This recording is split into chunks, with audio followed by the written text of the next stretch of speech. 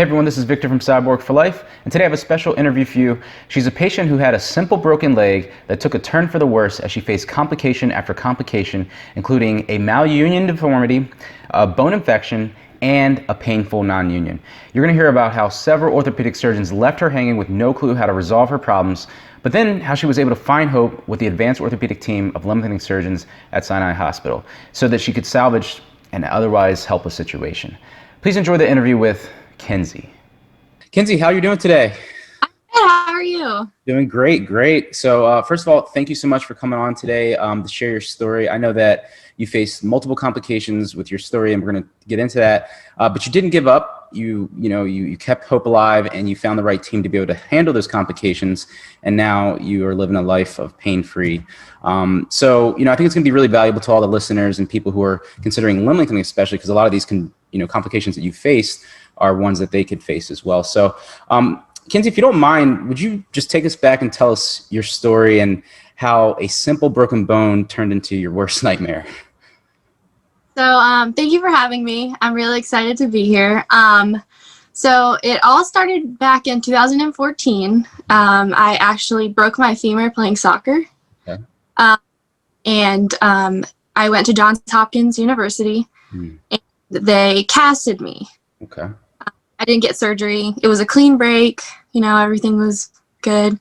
They checked my growth plates. My growth plates were supposed to be closed, and they looked closed. But I actually found out that the left side of my right femur's growth plate was not finished growing. Interesting. So, yeah. So over time, my leg kind of grew crooked and shorter than the other, causing my hips and my back to be thrown off and stuff like that. So I then saw about, I want to say 5 different doctors. And I just explained my pain and what had happened. This was about 3 years after I broke my femur. Okay. Because I used to play soccer. Right. So over time, my femur, it grew crooked. So it was great, but then it grew crooked. So I was referred to 5 different doctors, and they all kind of just were like, sorry, here's a knee brace, hope it helps, or sorry, you're probably just growing, you're just in pain. Kenzie, how old were you at that time when you broke it? So when I broke my femur, I was 14. 14, you said. Okay. Yeah. And I was 17 when I started going to the doctors. Okay. To find a cure because it was starting to grow crooked at that time, right? Yeah. Oh, okay.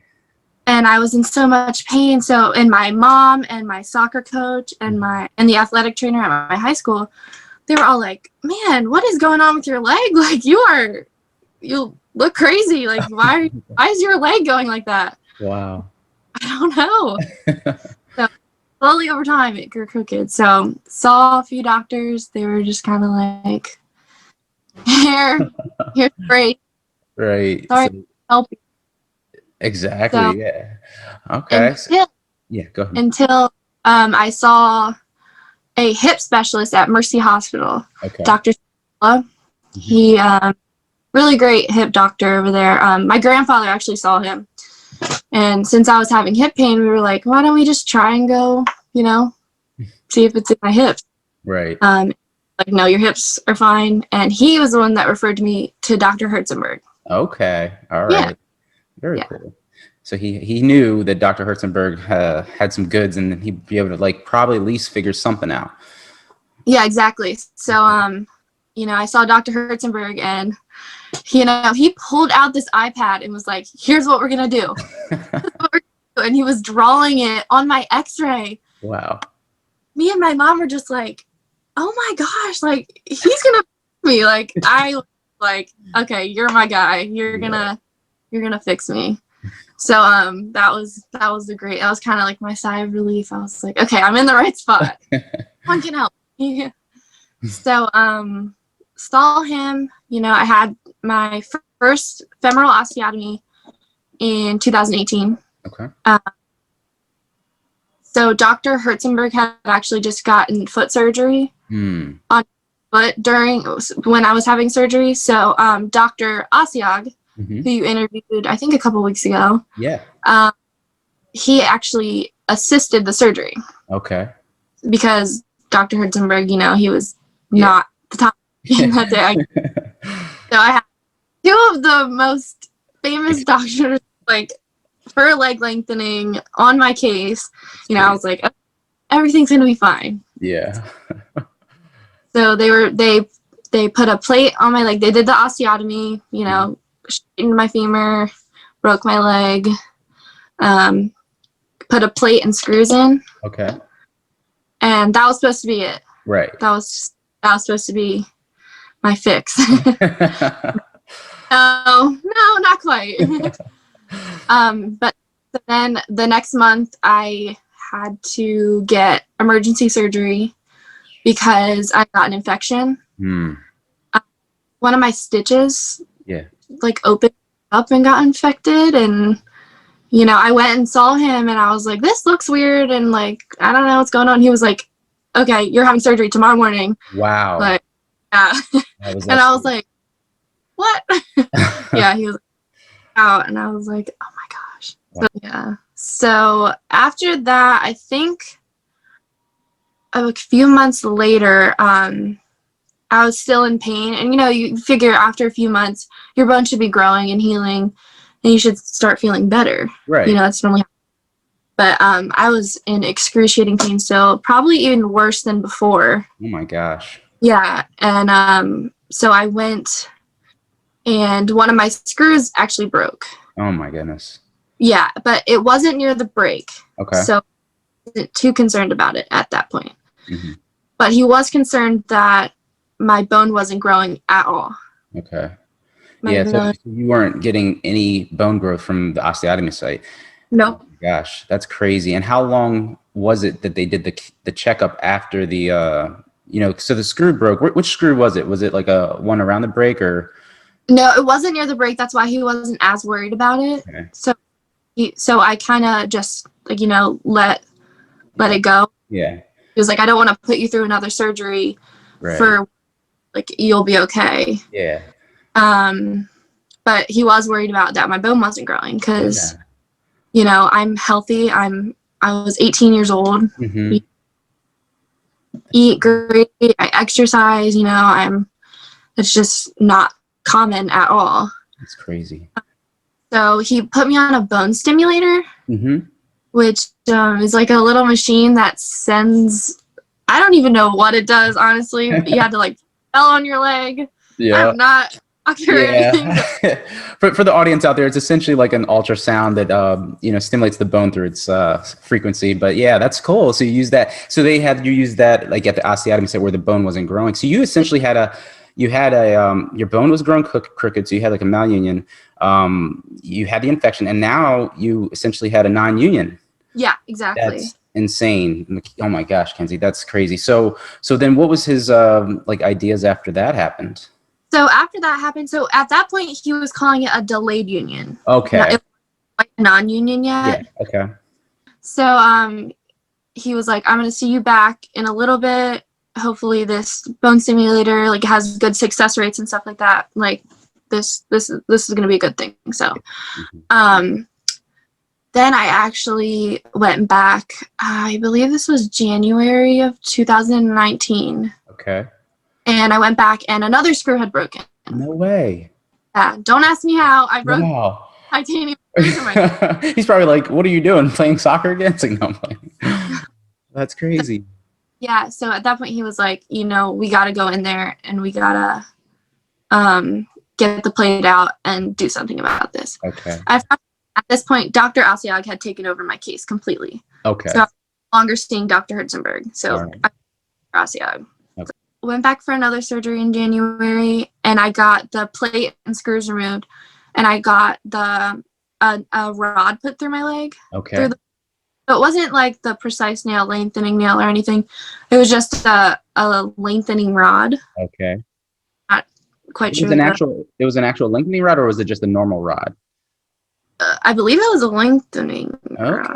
Okay. That's interesting. I don't know which one that would be, but yeah, that's probably they have all kinds of mischievous devices in their closet there. So. Don't Don't quote me on that. Yeah, no, that's okay. Yeah. But you had a rod that wasn't the precise, so. Yeah, I had Okay. a rod, a titanium rod. So, you know, and during that surgery, he actually took a bone graft from my tibia to, you know, speed up the process because my bone was still not growing. Wow. So he was like, the bone graft. Mm-hmm. And hopefully that, you know, would help stimulate the bone. Yeah. Yeah. But no. It didn't. No. That's crazy. So, we went a few months, you know, just trying it to see if anything would happen. Yeah. But in August, I'm sorry, then I got another infection. I got very sick. Another infection. Yeah.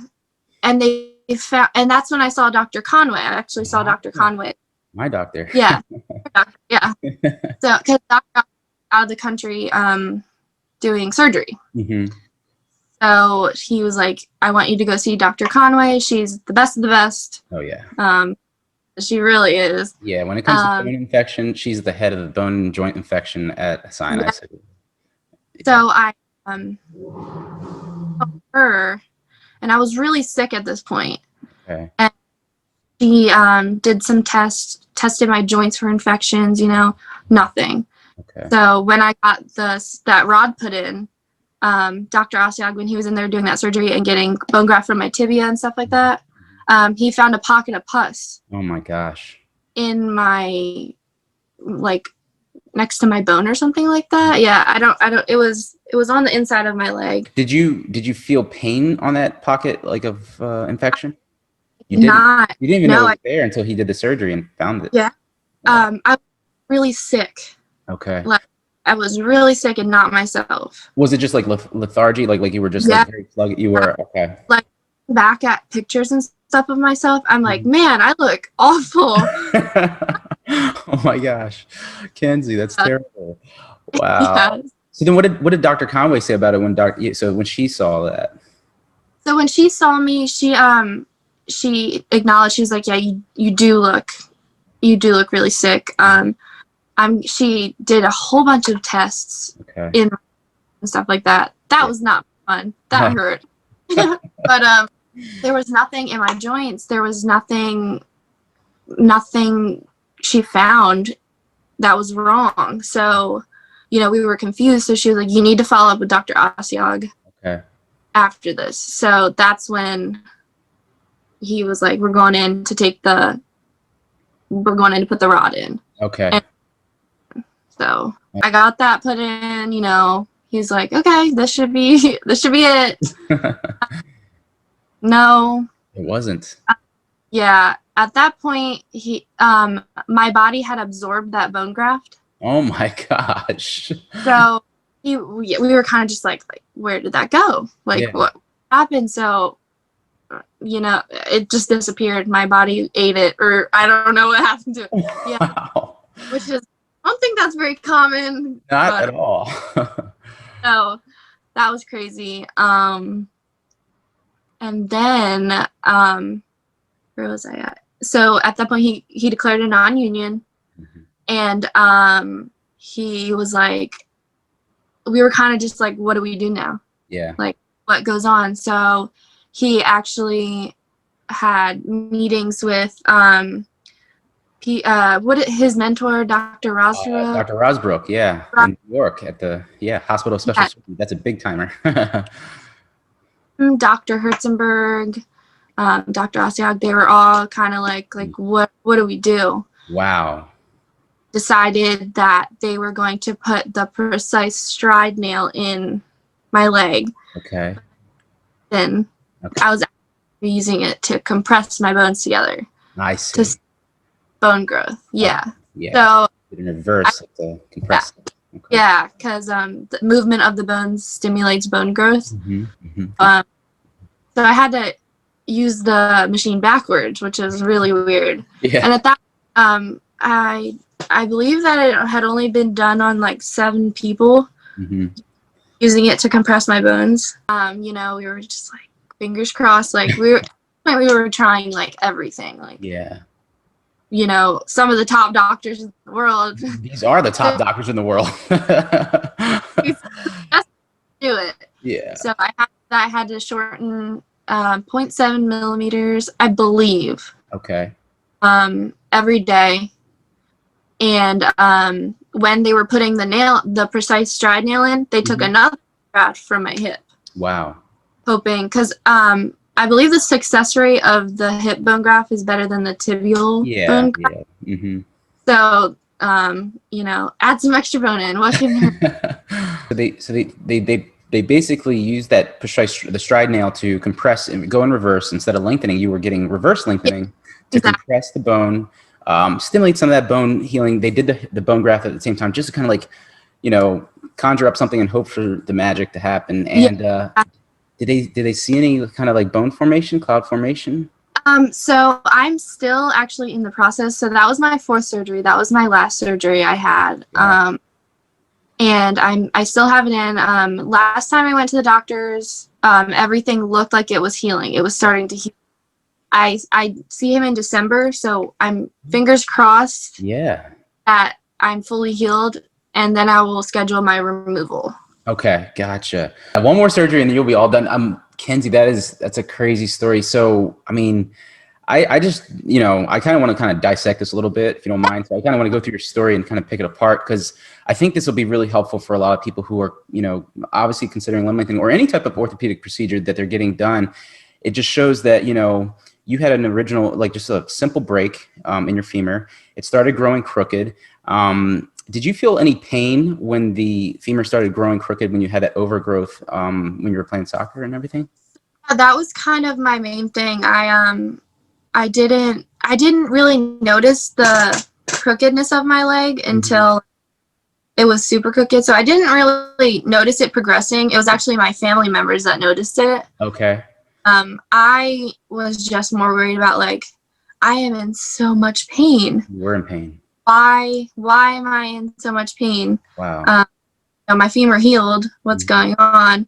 Yeah. So my soccer coach, the athletic trainer at my high school, and my mom, they were all like, yeah, you're like crooked. Like, it wasn't just my leg being crooked. I mean, that was very crooked, but I was kind of like, your posture too. Yeah, because you had overgrowth. Did they did the doctors, when they checked your bone, did they see how much it was overgrown, and did they show you like how the structure of the bone was growing? Like, did they tell you any of that? I don't remember exactly how much overgrowth I had, but I do remember I remember them saying that so the growth plate in your femur, they told me that this part of it had stopped growing. Okay. This part of it had kept growing. Oh, okay. Leg. Yeah, kind of like, yeah, that's how it happened. One knock-knee. Yeah, I had one. So. That's crazy. Yeah. Wow. My gosh, Kenzie, that's terrible. So, what were your thoughts going through your head when that happened? Like, I mean, obviously you had the pain, your family saw it, but when you really kind of said, "Oh yeah, my leg is crooked," what was going through your head when you had that complication? I was kind of like, please, like, make it stop. Like, please.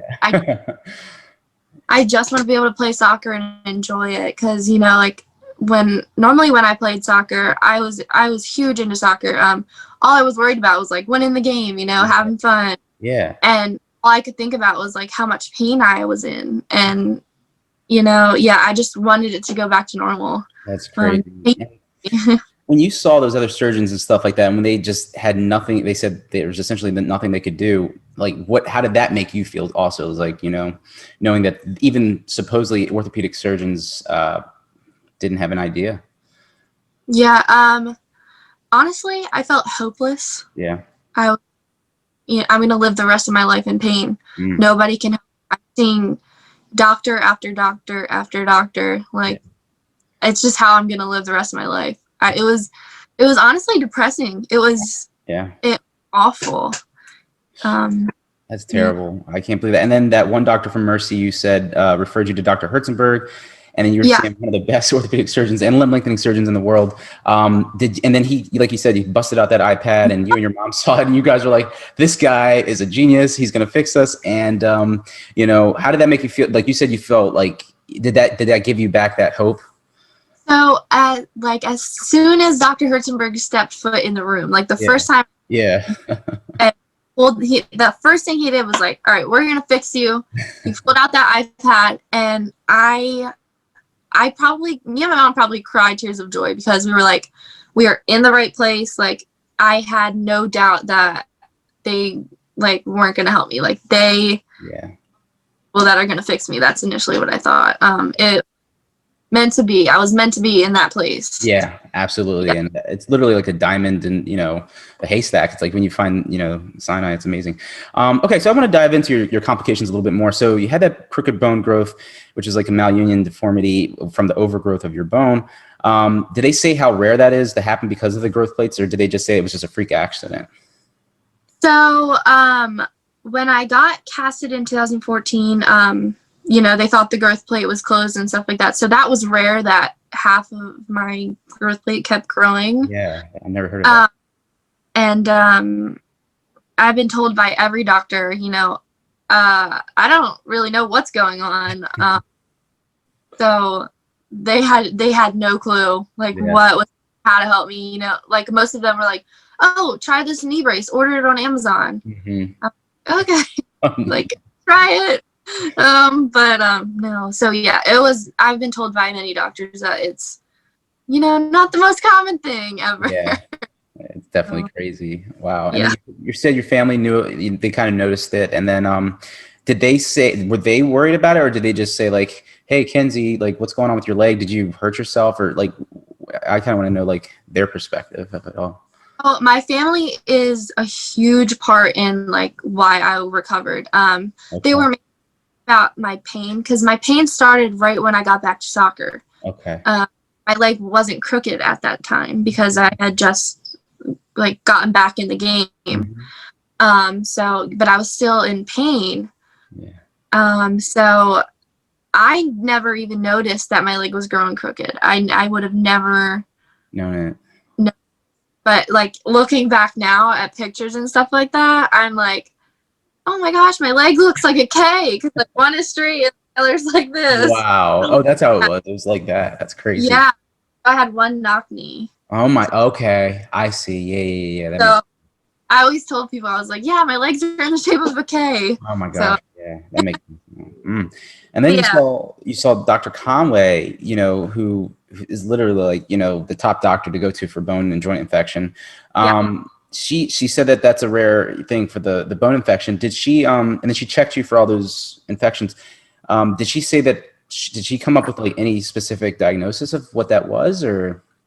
So no, so she mainly was checking me for joint infections. Okay. And was, collecting the fluid from my joints to see if that was infected. I don't remember exactly what other tests she did. She did a few, and everything came back normal. Wow. So we would have never known that I had, honestly, I don't think we would have ever known that I had an infection unless Dr. Alciog had went in and taken that bone out. So I feel, or taken that rod out. So I feel like it happened for a reason. Yeah. Honestly. But so yeah, it was like hiding in my leg.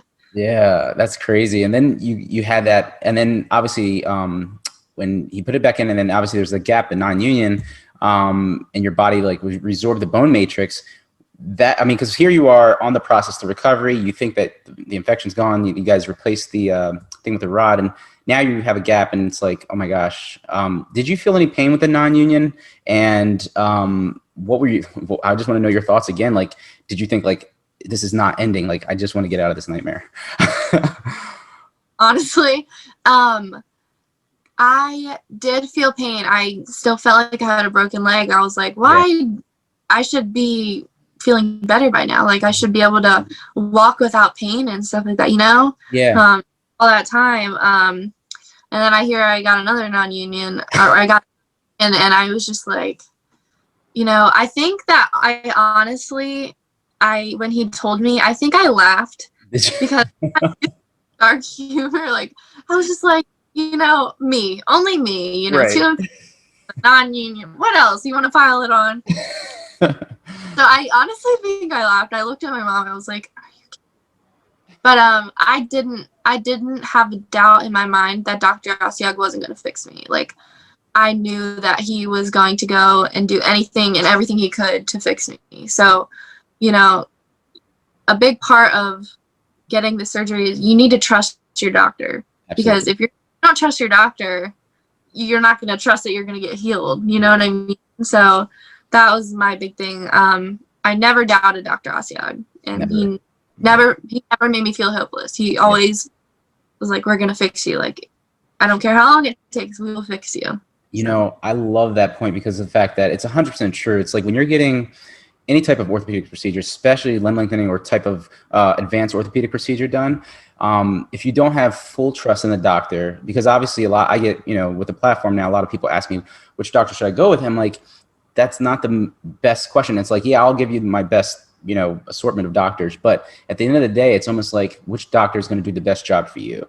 And you were lucky to find Sinai with such amazing, like that's literally like the elite team of doctors. But when people pick a doctor, they have to literally know that this doctor can do the job. I trust this doctor, and I'm going to do everything in my power, you know, to keep my hope alive. Because I think that that has a lot to do with you too. Because if you just said, okay, let's see if this doctor, you know, if it's going to work, it's like, you know, things may not have turned out the way they did. So exactly. Yeah. So I would definitely suggest doing your research if you're getting this surgery, and just like find the doctor that fits you and you build a bond and trust with. You know, you can't just go to anybody and ask them to cut your leg and length. Right, they got to have the skills. And that's another thing I want to ask you, like research. Did you do any research about like what was going on? Did you say like, did you go to Google and just like sit down for a little bit and try to figure it out? Or did you kind of back and forth with the doctors or bounce ideas? I did every kind of research that you could ever. That's actually how I found your channel. Oh, really? Okay. I've never really seen any other, you know, vlog type things or videos discussing this. I know this isn't exactly my problem because I had a lot of problems, but this helped me get through it. I'm like, okay, I'm not alone in this, and that's a huge thing. I also did a lot of research on Dr. Asiag. So I actually found a video of him performing surgery. Wow.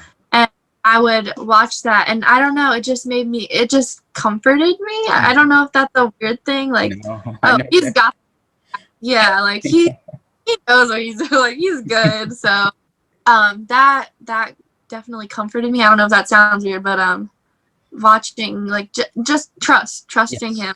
Absolutely. Mainly. Trust is a huge thing, and just kind of like that's why I do my best to bring on these doctors, because it shows a different perspective. You know, it shows their perspective, but a different, you know, element of their personality, so that people can see their thoughts on the procedure, get to know them a little bit better, and then if you can see them performing surgery, or if you can get other highlight reels of them, that just adds to that confidence factor in selecting a surgeon. Exactly. I did so. Helped me get through everything. Like, okay, I'm not alone. Like, right. Yeah, there's everybody out there, and I think that's why your story is going to be so important for me, because I do on the channel just talk pretty much about just the process of the surgery and a lot of that goes into it, but you're now going to highlight the complications, and that really good surgeons can help you get through that. Yeah, exactly. That's why I wanted to come on here, because, you know, I never know if anyone's going through what I have. Like, and I feel like if I saw a video like this out there, it would have helped me so much get through. And know, like, hey, there's a light at the end of the tunnel. Like, you're getting through it. So that's why I wanted to come on here. And you know, I appreciate that so much, because I'll tell you, Kenzie, I get messages all the time from people all over the world who are having similar complications, and I'm like, this is the perfect time to do this. So you know, you're going to help a lot of people with your story. You're a hero. I hope. I did want to ask you about the rehab that you had to do, because obviously you're an athlete, you're a soccer athlete, and you know, obviously having such a complications like you did, really, you know, caused a big you know, halt in your athletics. So what type of rehab and physical therapy did you have to do? So I did, at first I did non-weight bearing PT. Okay. I couldn't do actual like weight bearing PT until like they saw some bone growth. So I did a lot of PT, I think 3 times a week, you know, to help me like get my muscle back and bend my leg and stuff like that. I didn't do it after every surgery because I became quite the pro at learning how to being sort of an athlete has helped with that.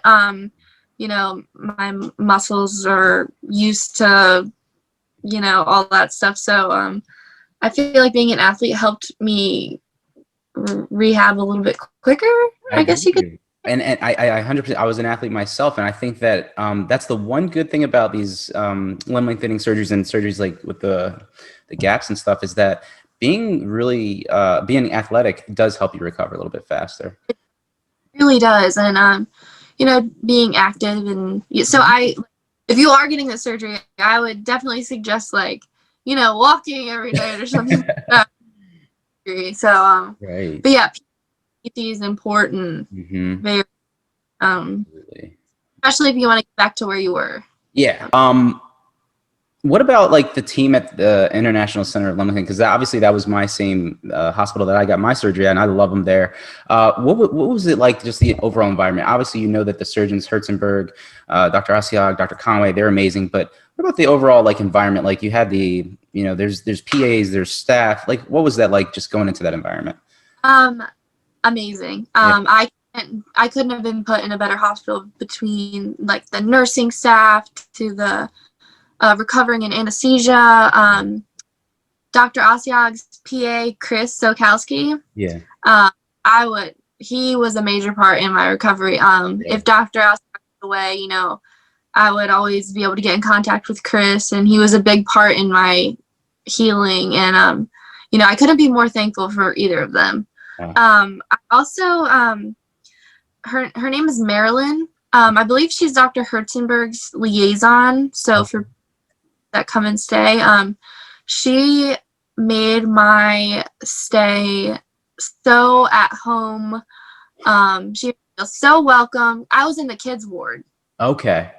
Yeah, so I wasn't in the adults ward because I was 18. I was like, right. So she was amazing. I don't think I mentioned this. I saw an infectious disease doctor. No, you hadn't. From my infections, because we weren't sure like why I was getting infections or what. So Dr. Asiag actually brought it. Her name was Dr. Lipton. She's the disease doctor at Sinai. Okay. It was absolutely amazing. You know, she put me through a lot. I had to get like 26 vials of blood done. Wow. But you know, she was great. Their staff, I don't even have words to describe how thankful I am for them and how amazing they are. They're just over there. They are great. So if you are getting this surgery and you have the chance to get it done there, I suggest it. Yeah. I always tell people, I say that like, look, if you're, because a lot of people ask me about like complications and this, and they're worried about that. I say, hey, if that's the case, you know, picking a clinic that has a multitude of specialists surrounding limb lengthening, because obviously they're all within limb lengthening, is the best thing to do, because advanced orthopedics is like, I mean, you really can't get better than Sinai. I mean, it's where it kind of all started in the United States, essentially. Everybody's bred from that International Center of Limb Lengthening. So when you go there and you're worried about like a non-union, malunion, infection, embolisms, whatever it is, you know, Sinai is going to make sure that you're kind of in that, you know, safety zone. Specialists there. I mean, Dr. Conway with infections. You know, Dr. Asiag, he does a lot of non-unions. So got everyone around you that can help. And, you know, they all like talk to each other and they help. Like they're all, you know, they're colleagues. They absolutely. I mean, look at what happened. I mean, they're not scared to ask, like bounce ideas and ask for help. I mean, Herzenberg, Asiag, you said they talked to Dr. Rosbrook in New York. I mean, you know what I mean? That's another one of the greats. So it's like amazing that you guys have that, you know, that they're going to figure the problem out. Essentially, they don't accept failure. I like that. So, wow. Kenzie, that is amazing. Amazing story. I mean, and even though you didn't have the typical limb lengthening surgery, You're a superstar that battled through adversity. I'm blown away by your fortitude and resilience. I mean, seriously, like I thought that, getting hit by a car and having a, external fixator for myself and then limb lengthening years later was something. No, you, you are a real trooper. So, I mean, you kept it going no matter what you faced. And so I want to ask you, what words of advice or what would you say to someone who's going through what you had to go through or any type of complication similar to what you had to, and they're worried about, are they going to make it through? What kind of words of advice can you give them? So one, going off of what I said a little bit earlier, you have to have trust in your doctor. Mm-hmm. You, especially if you're like going through all of this, you really need to have trust in your doctor, because if you don't have trust in your doctor, there's no way to have trust that you're going to like heal. So if you're going through complications, just hope that you're with the best of the best. Remember that anything can happen, because my one surgery turned into 5. Yeah, that's 5 surgeries I had to take off of work. That's 5 surgeries I had to heal from. That's 5 mentally challenging surgeries I had to go through. So just literally anything can happen, so just keep that in mind. I'm not trying to scare anybody, but no, it's important they know.